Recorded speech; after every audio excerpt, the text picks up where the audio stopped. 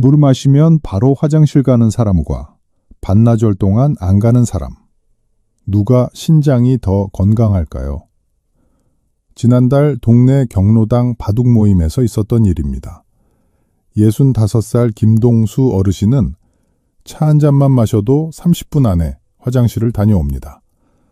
그때마다 옆에서 바둑을 두던 친구들이 웃으며 말했습니다. 또 가? 방광이 너무 약한 거 아니야? 김동수 어르신은 웃어넘기려 했지만 얼굴이 굳었습니다. 반면 같은 나이 박민호 어르신은 아침 9시부터 오후 2시까지 5시간 동안 화장실에 한 번도 가지 않았습니다. 주변 어르신들은 하나같이 박민호 어르신을 부러워했습니다. 저렇게 참는 힘이 있어야 신장이 튼튼한 거야. 여러분, 어느 분의 신장이 더 건강한 걸까요? 이 영상 끝까지 보시면 정답을 찾으실 수 있습니다. 또한 지금 당장 병원에 가야 하는 경우와 지켜봐도 되는 경우를 명확하게 구분해 드리겠습니다. 본격적으로 시작하기 전에 구독과 좋아요 버튼 한번 눌러주시고 주위의 소중한 가족, 지인, 친구분들에게도 꼭 공유해 주세요. 대부분 사람들이 소변을 이렇게 생각합니다.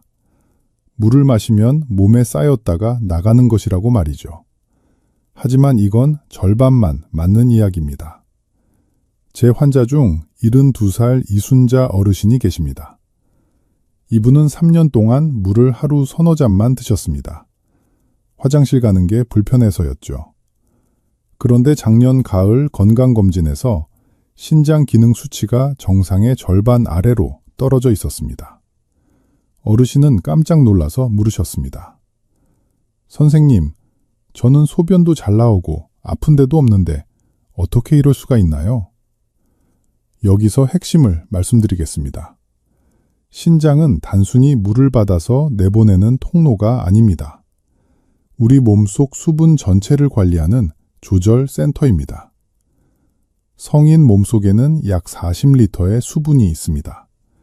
이 중에서 실제로 하루에 소변으로 나가는 양은 1리터에서 2리터 정도입니다. 나머지 38리터는 혈액, 세포, 조직 사이를 계속 돌면서 순환합니다. 신장은 이 전체 흐름을 24시간 내내 감시하고 조절합니다. 신장은 교통신호등에 가깝습니다. 상황에 따라 멈추게도 하고 흐르게도 하면서 전체 흐름이 막히지 않도록 조절합니다. 물을 마셨다고 바로 소변으로 만드는 게 아니라 지금 몸에 수분이 얼마나 필요한지를 먼저 판단합니다. 혈액이 탁해져 있으면 더 많이 걸러내고 탈수 위험이 있으면 수분을 더 붙잡아둡니다. 그래서 똑같이 물 한 잔을 마셔도 어떤 사람은 30분 만에 화장실에 가고 어떤 사람은 2시간이 지나도 안 갑니다. 이게 정상입니다. 문제는 빈도가 아니라 조절이 제대로 되고 있느냐입니다. 앞서 말씀드린 이순자 어르신은 소변 횟수가 적었습니다. 하루 서너 번 정도였죠. 그런데 신장 기능은 떨어져 있었습니다. 왜 그럴까요? 신장이 조절 능력을 잃어가고 있었기 때문입니다. 물이 부족해도 더 이상 신호를 제대로 보내지 못했고 노폐물이 쌓여도 걸러내는 힘이 약해졌습니다. 반대로 물 마시고 30분 만에 화장실 가는 분들도 계십니다. 주변에서는 신장이 약하다고 말합니다. 하지만 검사를 해보면 오히려 정상인 경우가 많습니다. 신장이 수분 변화에 빠르게 반응하고 있다는 증거이기 때문입니다. 그렇다면 여러분 화장실을 자주 가는 사람은 정말 문제가 없는 걸까요? 아니면 자주 가는 것도 하나의 조심해야 할 신호인 걸까요? 먼저 확실하게 말씀드리겠습니다. 화장실을 자주 간다는 이유만으로 신장이 나쁘다고 판단할 수는 없습니다. 지난주 진료실에 오신 69살 정미숙 어르신 사례를 보겠습니다. 이분은 물 한 잔만 마셔도 40분 안에 화장실을 가셨습니다. 하루 평균 8번에서 10번 정도였죠. 주변에서 계속 신장이 안 좋은 거 아니냐는 말을 들어서 걱정이 많으셨습니다. 그런데 혈액검사와 소변검사 결과는 모두 정상이었습니다. 신장기능 수치도 단백뇨도 혈뇨도 없었습니다. 왜 이런 일이 생길까요? 자주 가는 것이 정상인 경우를 설명해 드리겠습니다. 먼저 방광 크기의 차이입니다. 사람마다 방광 용량이 다릅니다. 평균적으로 200ml에서 400ml 정도를 담을 수 있는데 어떤 분은 150ml만 차도 신호가 옵니다. 키가 크고 작듯이 방광도 타고난 크기가 있습니다. 작다고 해서 병은 아닙니다. 단지 자주 비워야 할 뿐입니다. 그 다음은 수분 변화에 빠르게 반응하는 신장입니다. 신장이 민감하다는 뜻이죠. 물을 마시면 즉시 혈액 농도가 옅어집니다. 이때 신장이 빠르게 감지해서 여분의 수분을 소변으로 만듭니다. 이런 분들은 아침에 물 한 컵 마시면 30분 안에 화장실에 갑니다. 오히려 조절 능력이 살아있다는 증거입니다. 세 번째는 신호에 민감한 성향입니다. 방광의 소변이 절반만 차도 신호를 느끼는 분들이 계십니다. 의학적으로 이걸 방광과민이라고 부르는데 병이 아니라 체질에 가깝습니다. 마치 어떤 사람은 작은 소리에도 잠을 깨고 어떤 사람은 큰 소리에도 안 깨는 것과 비슷합니다. 마지막으로 환경적 요인입니다. 겨울철이나 에어컨 틀어놓은 실내에서는 땀이 거의 안 납니다. 그러면 체내 수분이 소변으로만 빠져나갑니다. 여름에 땀 흘리며 일할 때는 하루 5번만 가던 사람도 겨울 실내에서는 10번 넘게 갈 수 있습니다. 계절과 환경에 따라 자연스럽게 달라지는 현상입니다. 정미숙 어르신은 이 중에서 신장 반응이 빠르고 겨울철이라 땀이 적었던 거죠. 저는 어르신께 이렇게 말씀드렸습니다. 어르신, 지금처럼 계속 지내시면 됩니다. 화장실을 자주 가는 게 문제가 아니라 참으려고 물을 줄이는 게 더 위험합니다. 하지만 여기서 한 가지 주의할 점이 있습니다. 자주 간다는 것 자체는 문제가 아니지만 다른 증상이 함께 나타나면 이야기가 달라집니다. 소변을 볼 때 아랫배가 아프거나 따끔거린다면 방광염을 의심해야 합니다. 소변을 보고 나서도 시원하지 않고 남아있는 느낌이 든다면 전립선이나 방광 문제일 수 있습니다. 밤에만 유독 자주 일어난다면 심장이나 신장의 순환 기능을 확인해야 합니다. 목이 계속 마르고 물을 많이 마시게 된다면 당뇨를 체크해야 합니다. 또한 체중이 이유 없이 빠진다면 더 정밀한 검사가 필요합니다. 그렇다면 반대로 하루 종일 화장실을 안 가는 사람은 정말 건강한 걸까요? 오히려 그쪽이 더 큰 위험을 키우고 있는 건 아닐까요? 참는 능력이 있다는 건 건강의 증거가 아닙니다. 오히려 신장이 조용히 망가지고 있다는 신호일 수 있습니다.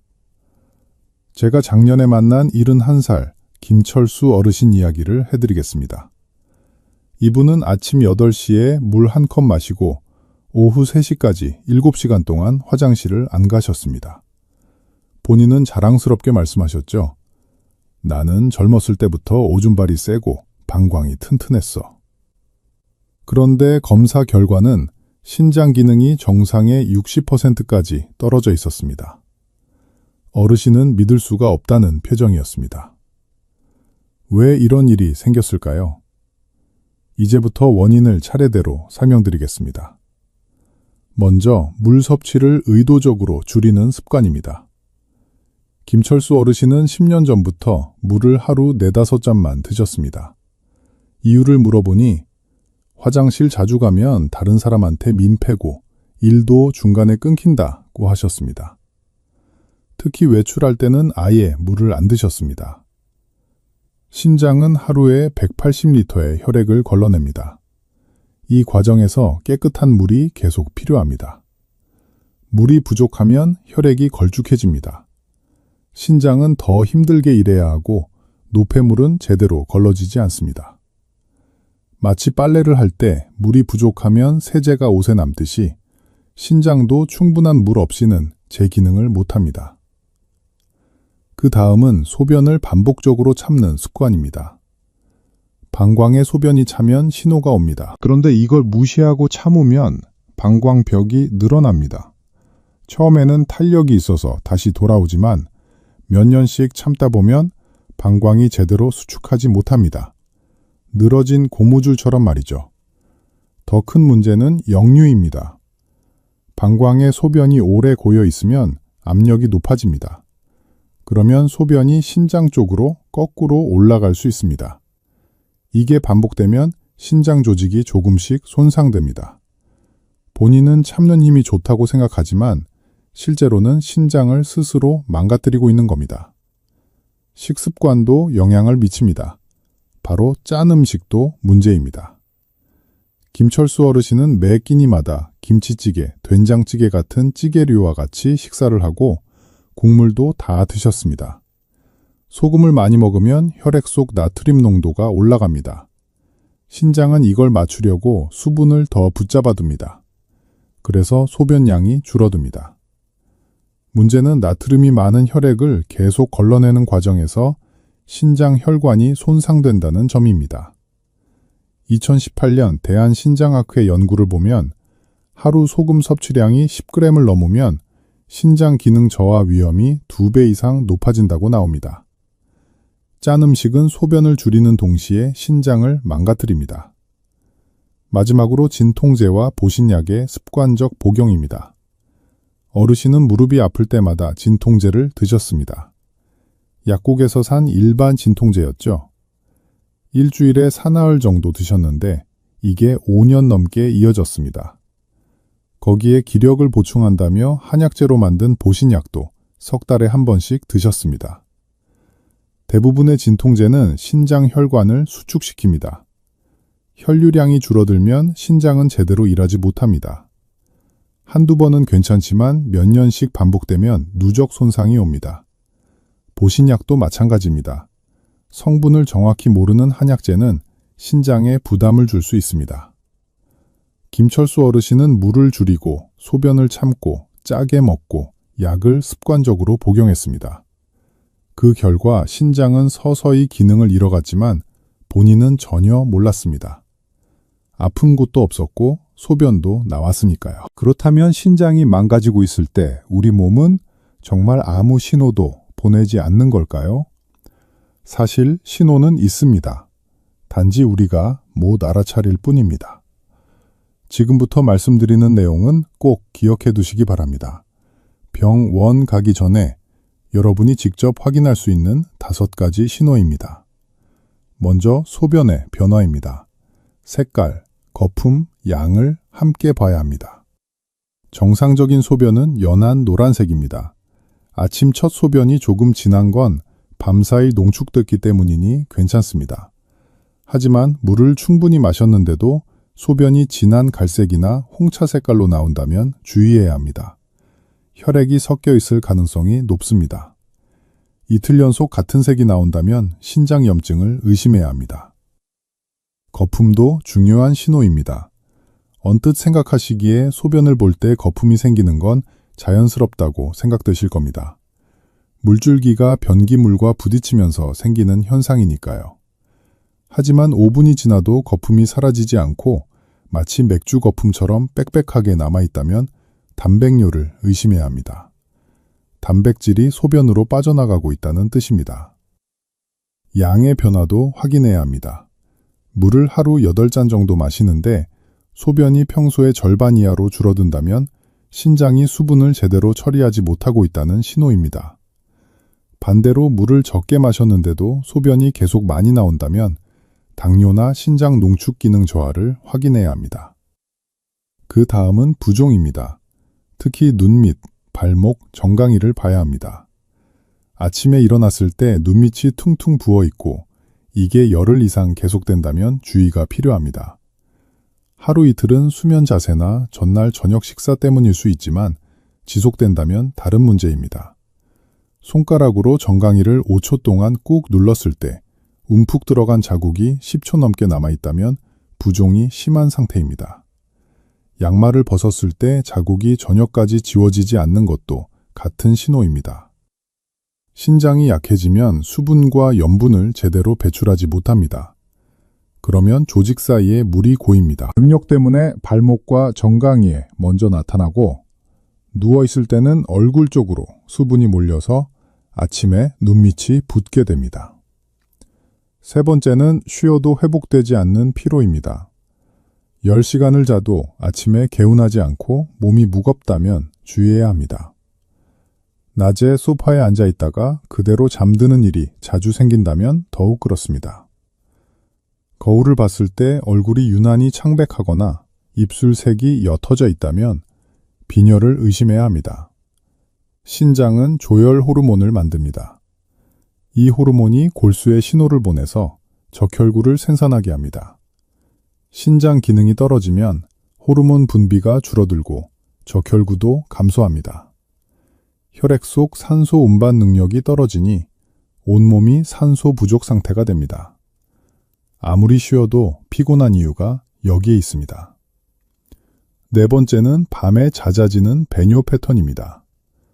낮에는 4-5번 정도 가는데 밤에만 요독 서너 번씩 일어난다면 확인이 필요합니다. 잠을 제대로 못 자니 낮에 졸음이 쏟아지고 집중력도 떨어집니다.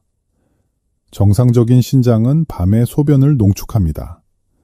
수분을 최대한 재흡수해서 소변량을 줄입니다. 그래야 숙면을 취할 수 있으니까요. 하지만 신장이 약해지면 이 농축 능력을 잃습니다. 밤낮 구분 없이 묽은 소변이 계속 만들어집니다. 하루 소변량의 3분의 1 이상이 밤에 나온다면 신장 기능 저하를 의심해야 합니다. 마지막으로 식욕 저하와 입맛 변화입니다. 평소 좋아하던 반찬도 먹기 싫어지고 밥을 먹고 나면 속이 미식거립니다. 가끔 메스꺼움이 느껴지기도 하죠. 특별한 이유 없이 한 달에 2kg 이상 체중이 빠진다면 주의해야 합니다. 신장이 노폐물을 제대로 걸러내지 못하면 혈액 속에 독소가 쌓입니다. 이게 소화기관을 자극합니다. 식욕이 떨어지고 심한 경우 입에서 암모니아 냄새가 나기도 합니다. 입맛이 변해서 평소와 다른 음식을 찾게 되기도 합니다. 단 음식이나 짠 음식을 갑자기 더 선호하게 되는 것도 신장 기능 저하와 관련이 있을 수 있습니다. 이 5가지 중에서 2개 이상이 겹친다면 반드시 확인이 필요합니다. 한 가지만 있을 때는 다른 원인일 수도 있지만 2가지 이상이면 신장 이상을 의심해야 합니다. 그렇다면 이 신호들을 발견했을 때 여러분은 어떻게 대응해야 할까요? 무조건 병원에 가는 것이 답은 아닙니다. 병원을 찾기 전에 일상에서 바로 실천할 수 있는 방법을 알려드리겠습니다. 여러분께 가장 중요한 말씀을 드리겠습니다. 신장은 통증보다 신호로 먼저 말합니다. 참는 능력이 아니라 신호에 반응하는 습관이 여러분의 신장을 지킵니다. 오늘부터 실천할 3가지를 말씀드리겠습니다. 첫 번째는 물을 나눠서 마시는 습관입니다. 아침에 일어나서 물 1컵, 점심 식사 30분 전에 1컵, 오후 3시쯤 1컵, 저녁 식사 전에 1컵. 이렇게 나눠 마시면 하루 6잔에서 8잔이 됩니다. 한 번에 많이 마시면 방광만 부담스럽고 금방 소변으로 나갑니다. 조금씩 자주 마셔야 혈액이 계속 맑은 상태를 유지합니다. 차가운 물이 부담스러우면 미지근한 물을 드세요. 보리차나 옥수수차도 좋습니다. 단 커피는 하루 2잔을 넘기지 마세요. 카페인은 이뇨작용을 해서 오히려 탈수를 일으킬 수 있습니다. 두 번째는 소변 신호가 오면 미루지 않아야 합니다. 일이 바쁘더라도 외출 중이더라도 신호가 오면 5분 안에 해결하세요. 조금만 더 참자는 생각이 습관이 되면 방광이 늘어나고 신장에 압력이 갑니다. 특히 밤에 소변 신호로 깼을 때 아침까지 참자고 다시 자려는 분들이 많습니다. 이게 반복되면 신장이 밤낮 구분 없이 일하게 됩니다. 불편하더라도 일어나서 해결하고 다시 주무세요. 숙면도 중요하지만 신장 건강이 더 우선입니다.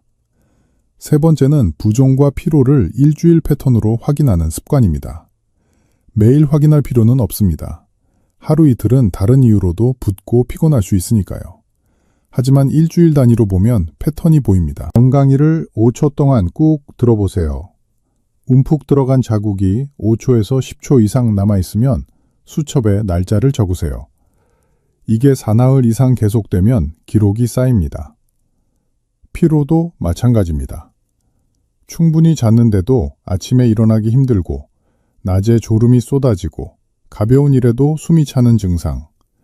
이 중에서 2가지 이상이 일주일 내내 계속되면 역시 기록하세요. 그렇다면 바로 병원에 가야 하는 경우는 언제일까요? 4가지 기준을 알려드리겠습니다.